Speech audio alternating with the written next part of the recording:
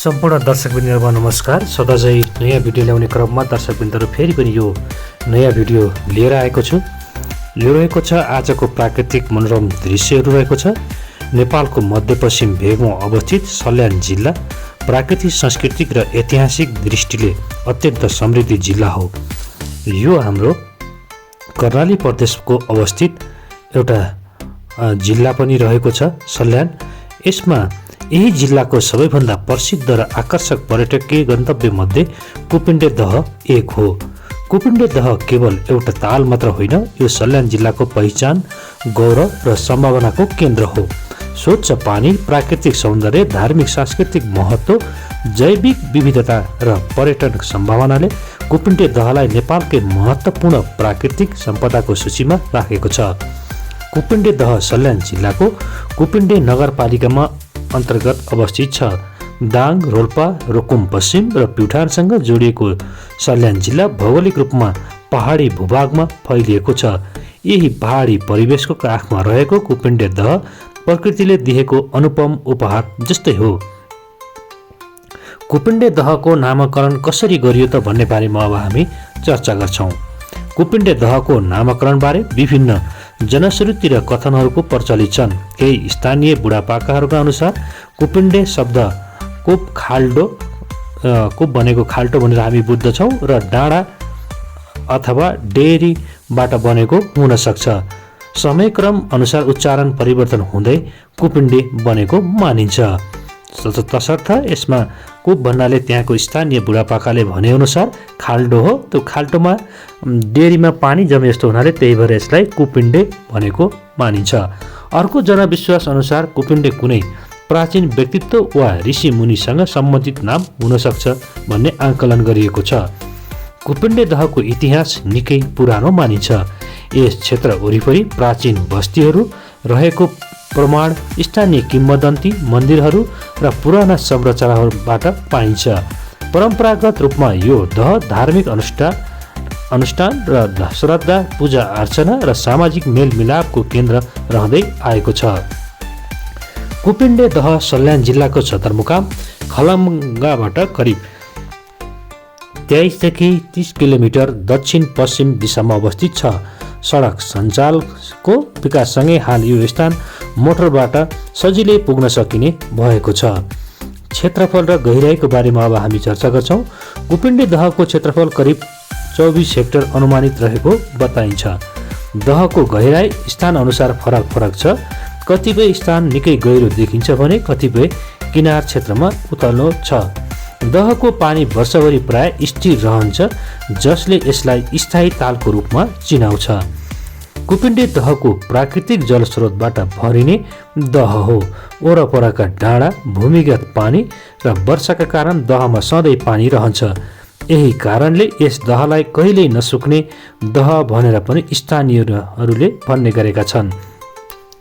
एकदमै राम्रो र प्राकृतिक सौन्दर्यले भरिएको हाम्रो कुपिण्डे दहको एकचोटि हेरेपछि चर्चा गर्ने सबैजना भेटिन्छन्।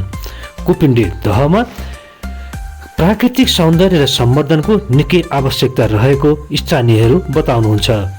कुपिण्डे दह वरिपरि हरियाली, डाँडाकाँडा, वन जङ्गल र खुल्ला आकाशको दृश्य अत्यन्त मनमोहक छ।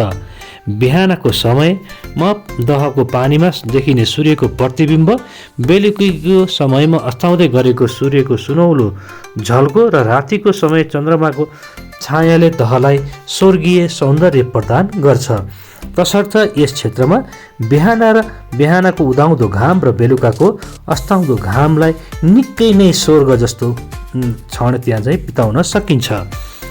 दह वरिपरि सल्ला, चिलाउने, कटुस, गुराँस, बाँस लगायतका विभिन्न प्रजातिका वनस्पति पाइन्छन्। यी वनस्पतिले वातावरणलाई शुद्ध राख्नुका साथै जैविक विविधतालाई संरक्षण गर्न महत्त्वपूर्ण भूमिका खेल्छन्।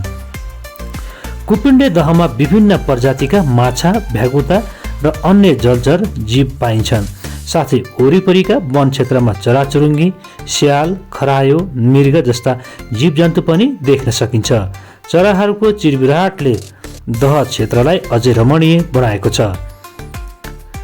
कुपिण्डे दहको धार्मिक विश्वास कस्तो रहेको छ, अब यसको बारेमा हामी चर्चा गर्छौँ।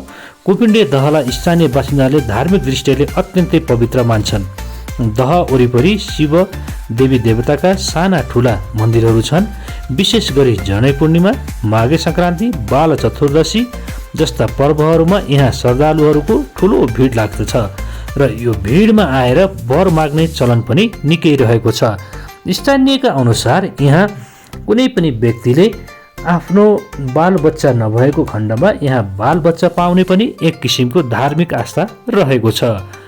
स्थानीय मेला, पर्व, जात्रा, पूजा पाठ र सांस्कृतिक कार्यक्रममा कुपिण्डे दह क्षेत्रमा आयोजना गरिन्छ। यसले सामाजिक एकता, परम्परा संरक्षण र सांस्कृतिक हस्तान्तरणमा ठुलो योगदान पुर्याएको छ। कुपिण्डे दह वरिपरि बसोबास गर्ने समुदाय विभिन्न जात जाति र संस्कृतिबाट बनेको छ। यी समुदायहरूको जीवनशैली, भाषा, संस्कार र परम्परा दहको प्रत्यक्ष प्रभाव देखिन्छ र एक किसिमले भन्ने हो भने निकै रमणीय मानिन्छ। पर्यटनको विकाससँगै कुपिण्डे दहले स्थानीय अर्थतन्त्रमा योगदान पुर्याउन थालेको छ। होटल, होमस्टे, पसल, यातायात र स्थानीय उत्पादनको बिक्रीले रोजगारी सिर्जना भएको छ। अब यहाँ कतिको पर्यटनको सम्भावना छ, अब हामी यसको बारेमा चर्चा गर्नेछौँ। कुपिण्डे दह सल्यान मात्र नभई दाङ, रोल्पा, रुकुम, बाँके, बर्दिया, सुर्खेत लगायत जिल्लाबाट आउने आन्तरिक पर्यटकको आकर्षण केन्द्र बनेको छ। विद्यालय, कलेज, शैक्षिक भ्रमणका लागि पनि यो उपयुक्त स्थान मानिन्छ। बाहिरी पर्यटनको बारेमा चर्चा गरौँ। यदि पूर्वाधार, प्रचार प्रसार र व्यवस्थापनलाई थप व्यवस्थित गरियो भने कुपिण्डे दह अन्तर्राष्ट्रिय पर्यटकको गन्तव्य बन्ने सम्भावना पनि बोकेको छ र त्यहाँको स्थानीयहरूले पनि त्यसलाई पर्यटनको लागि निकै राम्रो वातावरण सिर्जना गर्ने र वरिपरि राम्रो वासस्थानको र राम्रो अवस्था बनाइयो भने अझै पर्यटक बढ्ने सम्भावना देखिन्छ। त्यहाँ गइसकेपछि हामीले डुङ्गा सहेर गर्न पाउँछौँ। डुङ्गामा मजाले त्यहाँको वातावरणीय मनोरमसँग खेल्ने र रमाउने गतिविधि गर्न पाइन्छ। पिकनिक र पारिवारिक भ्रमण गर्नको लागि पनि अति रमणीय स्थान रहेको छ। धार्मिक यात्राको हिसाबले पनि यहाँ निकै राम्रो पुरानो पौराणिक धार्मिक स्थल भएको हुनाले पनि त्यसको आस्था निकै राम्रो मानिन्छ। प्राकृतिक अध्ययन र अनुसन्धान पनि गर्न त्यहाँ निकै नै राम्रो मानिन्छ। संरक्षणको आवश्यकता। कुपिण्डे दहको दिगो संरक्षण अत्यन्तै आवश्यकता छ। प्रदूषण, अव्यवस्थित पर्यटन र अतिक्रमणले दहको अस्तित्वमा खतरा पुर्याउन सक्छ। चुनौतीहरू। फोहोर व्यवस्थापनको कमीहरू रहेको हामी त्यहाँ देख्न सक्दछौँ। अव्यवस्थित निर्माण, जैविक विविधताको ह्रास हामीले देख्न सक्दछौँ। यसको जगेर्ना गरियो र राम्रोसँग यो कुराहरूको व्यवस्थापन भयो भने अझै हाम्रो यस पर्यटनले यहाँको स्थानीय तथा नेपाल सरकारलाई हुने निकै योगदान देखिन्छ। यति तल हिमालको काखमा रहेको यो तपोभूमि र हाम्रो पौराणिक भूमिमा यति राम्रो स्थल हुनुमा हामीले गौरवान्वित मान्नु पर्दछ। दह क्षेत्रलाई संरक्षित क्षेत्र घोषणा गर्नु विकासको लागि सुझाव हुनेछ। दिगो पर्यटनको नीति लागू गर्नु। दिगो पर्यटनको नीति लागू गरियो भने यसको संरक्षणमा बढ्ने र टेवा पनि पुग्ने। स्थानीय समुदायको सक्रिय सहभागिता। स्थानीय समुदायलाई जसरी पनि यहाँको सक्रिय सहभागिता नगराइकन कुनै पनि स्थानको विकास नहुने भनिन्छ। स्थानीयलाई त्यहीँको अगुवाई बनाएर स्थानीयले त्यहाँको विकासको बढानुक्रम राखेर रेखाङ्कन गराएर यसलाई राम्रो एउटा बनाइयो भने यो निकै नै चर्चा पाउने आशा छौँ। शैक्षिक तथा अनुसन्धान केन्द्रको विकास।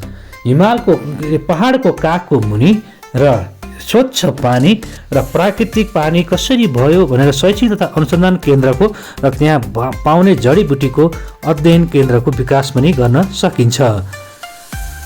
कुपिण्डे दह सल्यान जिल्लाको मात्र नभई सम्पूर्ण नेपालको अमूल्य प्राकृतिक सम्पदा हो भन्दा पनि हामीलाई कुनै अप्ठ्यारो लाग्दैन र यो सल्यानको मुटुमा रहेको हुनाले सल्यानको एक किसिमको पर्यटक तान्नको लागि निकै नै राम्रो ठाउँ देखिन्छ र यसको संरक्षण गर्नाले हाम्रो नेपालको शान र हाम्रो दिगो प्रवर्धन र दिगो उपयोगको हाम्रो साझा दायित्व हो। उचित योजना, सचेतना र सहकार्यद्वारा कुपिण्डे दहलाई भावी पुस्ताका लागि सुरक्षित राख्न सकिन्छ। कुपिन्डे दहमा निकै नै धेरै पर्यटकहरू बिस्तारै बढ्दै गएको पाइन्छ। यहाँ धेरै पर्यटकहरू आउने, डुङ्गामा सवारी गर्ने, धेरै रमाइलोसँग यहाँको वातावरणसँग आनन्दित भएर उहाँहरू हिँड्नुहुनेछ। र कुपिन्डे दहको स्थानीय जलवायु सन्तुलनमा महत्त्वपूर्ण भूमिका खेल्ने प्राकृतिक सम्पदा पनि हो। दहले वरिपरिको तापक्रमलाई सन्तुलित राख्ने, आर्द्रता कायम गर्ने र वर्षा प्रणालीमा सहयोग पुर्याउने काम गर्दछ। गर्मी याममा दह आसपासको क्षेत्र चिसो रहन्छ भने हिउँदमा पनि अत्याधिक सुक्खापन देखिँदैन। जलवायु परिवर्तनका कारण विश्वभर जल स्रोतहरू सङ्कटमा परिरहेको बेला कुपिन्डे दह जस्तो स्थानीय दलहरूको संरक्षण अझै महत्त्वपूर्ण बनेको छ। यदि यस क्षेत्र वन विनाश, अतिक्रमण वा प्रदूषण बढ्दै गयो भने दहको प्राकृतिक चक्रमा नकारात्मक असर पर्न सक्दछ। पुरातात्विक र किम्वदन्ती पक्ष। स्थानीय जनश्रुति अनुसार कुपिन्डे दह कुनै समय ठुलो बस्ती रहेको स्थान थियो। कुनै दैवी घटनाका कारण त्यो क्षेत्रमा दहमा रूपान्तरण भएको भन्ने विश्वास पनि पाइन्छ। किम्वदन्ती अनुसार नेपालका अन्य दहहरूसँग पनि मेल खान्छन्, जसले यस क्षेत्रमा सांस्कृतिक झल्काउँदछ। कतिपय बुढापाकाहरू दहको गहिराई अनन्त भएको, भित्र ठुलो नाग बस्ने वा दहभित्र मन्दिर रहेको विश्वास गर्छन्। यस्ता कथाहरूले दहप्रति श्रद्धा र सम्मान बढाएको छ। कुपिन्डे दहको र हामीले विकासको अवस्था। कुपिन्डे दह क्षेत्रमा सडक, विद्युत र सञ्चार सेवा अझै राम्रोसँग हामीले पुर्याउन सकियो र शौचालय, फोहोर व्यवस्थापन, सूचना केन्द्र, विश्राम स्थल जस्ता पूर्वाधारहरू अझै हामीले प्राप्त गराउन सकियो भने त्यहाँको पर्यटकको निकै नै आकर्षक बिन्दु गराउन सकिन्छ। यसरी आकर्षक गराइयो भने हामीले धेरै नै राम्रोसँग यहाँको आर्थिक टेवा पुर्याउनेछ। यदि सङ्घ, प्रदेश र स्थानीय सरकारबीच समन्वय भयो भने कुपिन्डे दह सल्यान जिल्लाको प्रमुख आर्थिक मेरुदण्ड बन्न सक्छ। यसले रोजगारी सिर्जना, पलायन न्यूनीकरण र जिल्लाको समग्र विकासमा योगदान पुर्याउन सक्छ। कुपिन्डे दह केवल प्राकृतिक सौन्दर्यको प्रतीक मात्र होइन, यो सल्यान जिल्लाको इतिहास, सांस्कृतिक आस्था र भविष्यसँग जोडिएको अमूल्य धरोहर हो। यसको संरक्षण, प्रवर्धन र दिगो उपयोग आजको आवश्यकता हो। सचेत नागरिक, जिम्मेवार सरकार र सक्रिय समुदायको सहकार्यबाट कुपिन्डे दहलाई राष्ट्रिय तथा अन्तर्राष्ट्रिय स्तरमा चिनाउन सकिन्छ। यसरी हामीले यस बारेमा हामीले निकै नै चर्चा गरेर यो भिडियो बनाएका छौँ। भिडियोलाई जतिसक्दो लाइक, सेयर, सब्सक्राइब र कमेन्ट गर्न नबिर्सिनुहोला। यो पर्यटक स्थलको लागि हामी यस्तै थुप्रै नेपालका ठाउँहरू हामी हजुरहरूलाई यस्तै भिडियोहरू लिएर आउने नै छौँ। हजुरहरूले यो भिडियोलाई अन्तिमसम्म अझै हेर्नुहोला। यस्तै भिडियोहरू जानकारी लिएर आउने नै छौँ। तपाईँहरू जतिसक्दो धेरै भिडियोहरूलाई आफ्नो यसको सक्रियता बढाउनुहोला र मलाई चाहिँ पनि यस ठाउँमा पुर्याउनको लागि हजुरको साथ आवश्यकता पर्नेछ। दर्शकबिन्दुहरू, कुपिन्डे दह केवल भौतिक संरचना मात्रै नभई स्थानीय लोक साहित्यको प्रेरणा स्रोत पनि हो। सल्यान र वरपरका गाउँहरूमा कुपिन्डे दहसँग जोडिएका लोकगीत, भाका, कथा, उखान टुक्का प्रचलित छन्। प्रेमी प्रेमिकाको भेटघाट, बिछोड, पीडा र आशाको प्रतीकका रूपमा दहलाई गीतहरूमा चित्रण गरेको पाइन्छ। कतिपय लोककथामा कुपिन्डे दहलाई आँसुबाट बनेको दह भनेर वर्णन गरिन्छ भने कतै देवीको तपस्या स्थलको रूपमा प्रस्तुत गरिएको छ। यस्ता लोक साहित्यले दहलाई केवल प्रकृतिको वस्तु होइन, भावनात्मक सम्पदाका रूपमा स्थापित गर्छ। कुपिन्डे दह संरक्षण प्रवर्धनमा महिला तथा युवाको भूमिका अत्यन्तै महत्त्वपूर्ण छ। स्थानीय महिलाहरू धार्मिक अनुष्ठान, सरसफाइ र परम्परा संरक्षणमा अग्रपन्थीमा देखिन्छन्। युवाहरू सामाजिक सञ्जाल, पर्यटन प्रचार, स्वयंसेवी अभियान र नव प्रवर्तनमा सक्रिय हुन राम्रो मानिन्छ। प्राकृतिक रूपमा शान्त वातावरण, स्वच्छ हावा र हरियाली कुपिन्डे दहलाई मानसिक स्वास्थ्यका लागि पनि उपयुक्त बनाएको मानिन्छ। यहाँ समय बिताउँदा तनाव कम हुने, ध्यान र योगाका लागि अनुकूल वातावरण पाइने अनुभव धेरैले गरेका छन्। कुपिन्डे दह क्षेत्रलाई प्राकृतिक उपचार केन्द्र, ध्यान केन्द्र वा वेलनेस टुरिज्मसँग जोड्न सकिने सम्भावना भविष्यमा देखिन्छ। कुपिण्डे दहलाई केवल सल्यान जिल्लाको सीमामा सीमित नराखी राष्ट्रिय पहिचानको प्रतीकका रूपमा विकास गर्न सकिन्छ। उचित प्रचार प्रसार, अनुसन्धान, संरक्षण र लगानी मार्फत कुपिण्डे दह नेपालको प्रमुख दहमध्ये एकका रूपमा स्थापित हुन सक्छ। कुपिण्डे दह प्रकृति, संस्कृति, आस्था, जीवनशैली र सम्भावनाको सङ्गम हो। यो दह आज हाम्रो संरक्षणको प्रतीक्षामा छ र भोलि हाम्रो पहिचान बन्न सक्छ। वर्तमान पुस्ताले जिम्मेवारीपूर्वक यसको संरक्षण र प्रवर्धन गरेमा कुपिण्डे दह भावी पुस्ताका लागि गर्वको धरोहर बन्नेछ। कृपया जतिसक्दो भिडियोलाई लाइक, सेयर, सब्सक्राइब गरी जतिसक्दो धेरैभन्दा धेरै सामु पुर्याउनु हुन सहयोग गरिदिनु हुन यहाँहरूलाई अनुरोध गर्दछु। यस्तै जानकारीमूलक भिडियोहरू पनि ल्याउनेछु। दर्शकवृन्द, भिडियोलाई लाइक, सेयर, सब्सक्राइब र कमेन्ट गर्न नबिर्सिनुहोला। धन्यवाद।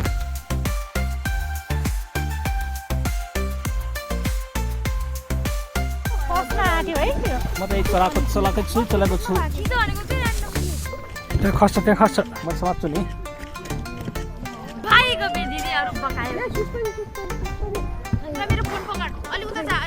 गाना बजा के भइगयो?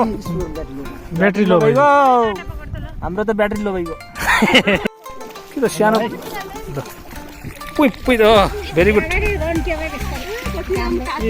बस्ने म यहाँ एकैछिन है।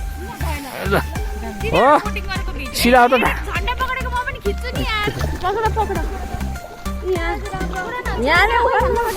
नानीहरू। ल पुइ त कुदाउ त। अब ढिलो भइसक्यो, हाम्रो पनि जानु छ।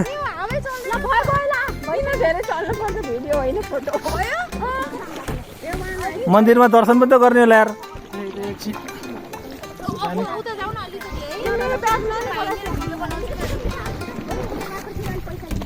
जाममा गयो भने सिद्धिको सबै एकै ठाउँ हुनुपर्छ। जुत्ता भिज्छ क्या एकै ठाउँ भयो भने।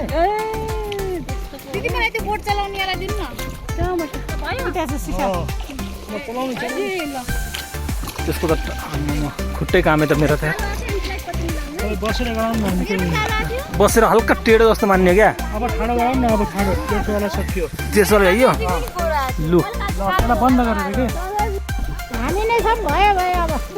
भयो। अब पुगाऊ।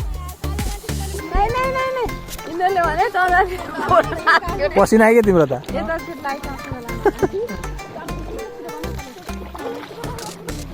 नाउहरू कतिवटा छ यस्तो खाले? जम्मा 7वटा। पहिला काठको थियो क्या? ए अनि त्यो के भयो?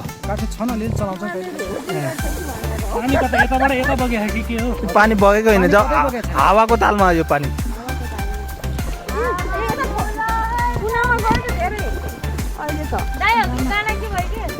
गाना अब ब्याट्री भइयो। बढी मान्छे एकै ठाउँ भई पानी आउँछ। अब हजुरको यहाँ पछाडि खाली छ। त्यो पानी आएको तलैबाट पल्छ र अनि तलैबाट पल्नु चाहिँ आफै जान्छ। पल बनाएन भने त झन् बढी नै गाह्रो हुन्छ। यसमा उवाला ल्याउनु पर्थ्यो क्या? मोटरवाला छैन यहाँ? मोटरवाला हुनु पर्थ्यो क्या? सर मान्छेहरू घुम्ने थियो। यसलाई 12-13 लाख हालेर किन्नु भन्दा त यसलाई कति 12-13 लाख पर्छ? कस्तो महँगो यार। मोटरमा 2-4 लाख त मोटर। अनि आयो त्यही त। मान्छे पनि धेरै बोक्न सक्छ। छिटो हुन्छ क्या? 5 मिनेटमा घुमेल्छ। भइगयो। अब भइगयो। धेरै सेकेन्ड होइन कि 15 सेकेन्ड थियो।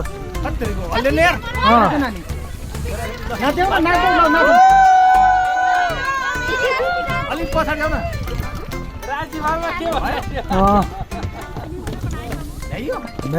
के हम के डुङ्गामा चढ न। ल बनाइरहेको छु।